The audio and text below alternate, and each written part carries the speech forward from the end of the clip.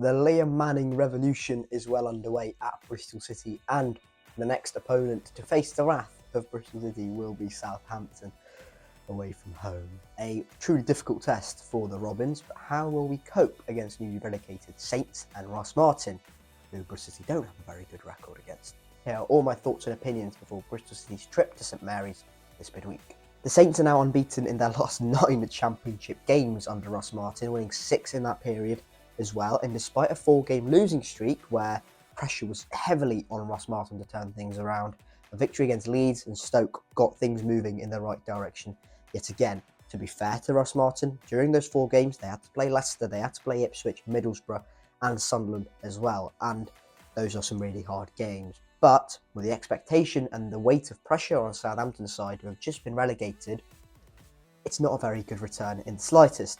But they've made up for that very well. They've started keeping clean sheets again. They look very good in possession, and that's what you'd expect from Ross Martin's side. We saw that at Swansea, MK Dons. We're seeing it now at Southampton come into fruition.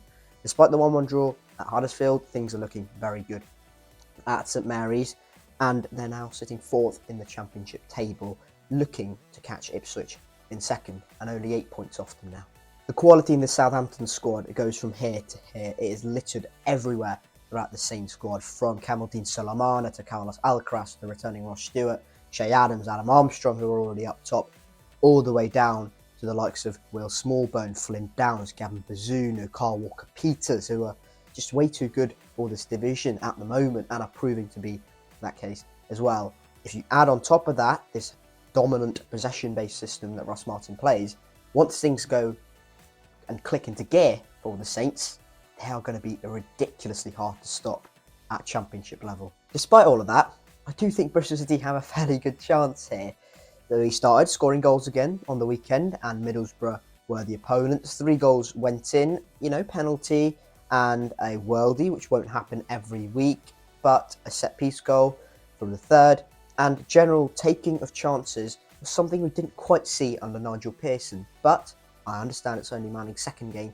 Hopefully that pattern continues, and hopefully Bristol City can get on a run where they do start scoring a few more goals. That would be a lovely start away at Southampton with the threats they have going forward.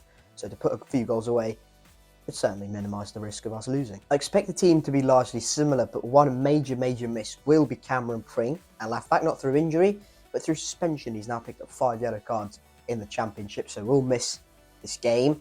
The problem for Bristol City is we haven't got a backup left to back either. Hayden Roberts is reportedly injured and is not going to be available. So who plays at left back? You let me know down in the comments section below before I give my thoughts.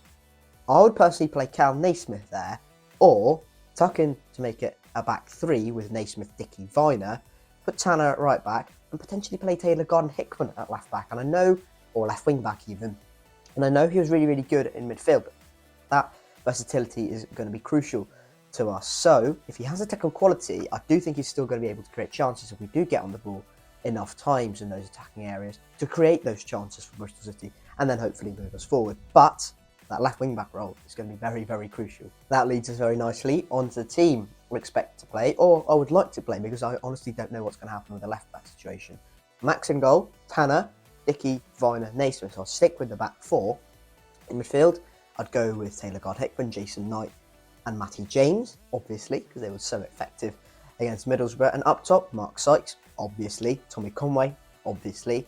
I think Alex Mehmeti might come into the side. Sam Bell was very ineffective against Middlesbrough, and Mehmeti, once he came on, ran out defenders, had that shot, which he was a bit unlucky with, but it just looked far more of a threat than Sam Bell did against Middlesbrough. No slight on Sam Bell, I think he's been decent this season, but just the last few weeks, even before the international break, he hasn't been at his best. So I would consider bringing Alex Mehmeti in just for the impact he made on Saturday. At the end of the day, these are 2 possession-based sides. One, in my opinion, with a lot more settled and far more quality players than the other. And at the moment, Bristol City are trying something. Didn't quite work against Middlesbrough. In time, I think it will work. But with the clear and obvious back 3 we were trying to build up in possession, with George Tanner, Rob Dickey and Zach Viner, with Cam Pring pushing out left. With the absence of Cam Pring, that's going to be a bit of an issue. Whether Cal Naismith plays there, I don't think he's going to be as effective going forward, so it might have to be George Tanner moving up this time down the right-hand side. But however we play, it will mainly be possession-based. We did show adaptability and flexibility, and credit on Manning for that, for changing it up a little bit, and that proved to be a little bit more effective and a bit more good for this team, and a lot more like we played under Nigel Pearson, was exactly what we need to do, I think, for the foreseeable future. Southampton, I think, are far more settled, a little bit more quality than us, actually, a lot more quality than us, and they have Ross Stewart back, which is obviously a massive help for any championship team, especially teams that create so many chances like Southampton. The technical quality in midfield they have, i.e. Stuart Armstrong, it's going to be a tricky day for Bristol City, but I think with the confidence we have against Middlesbrough, and I think the general openness of this game, I back us to get something. It is critical we go there with a fearless mindset, but also make sure we're not caught out defensively. For that reason, I'm going to go for a Bristol City win, and I've never predicted us to get a win 3 points away, especially a newly relegated side. Something feels different about this one though, and for that reason I'm going to go for a 1-0 Bristol City win. This obviously caveats on a lot of things, pivots on the fact that Southampton have an off day in front of goal, Bristol City have a remarkable day defensively, and also pivots on the fact that hopefully one of our front three, whether that's Conway, Matty, Sykes, Bell, whoever it is up top, can nick a goal on the counter-attack. Two possession-based sides, going to be a very, very entertaining watch, good tactical battle from the top touchline as well.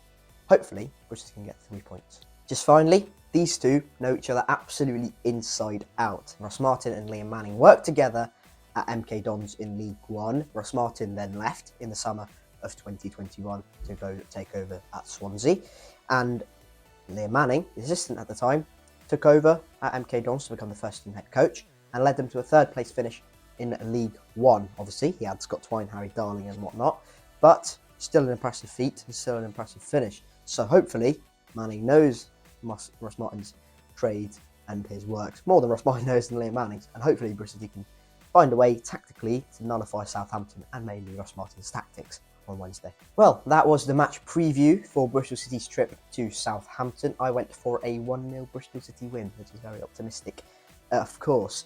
Thank you very much for watching this one. I was there when Bristol City beat Middlesbrough in Liam Manning's first home game in charge of the Robins in a very bonkers 3-2 win at Ashton Gate. So you can check out the Match Day vlog, which will be on screen right now, either there or there. I don't know.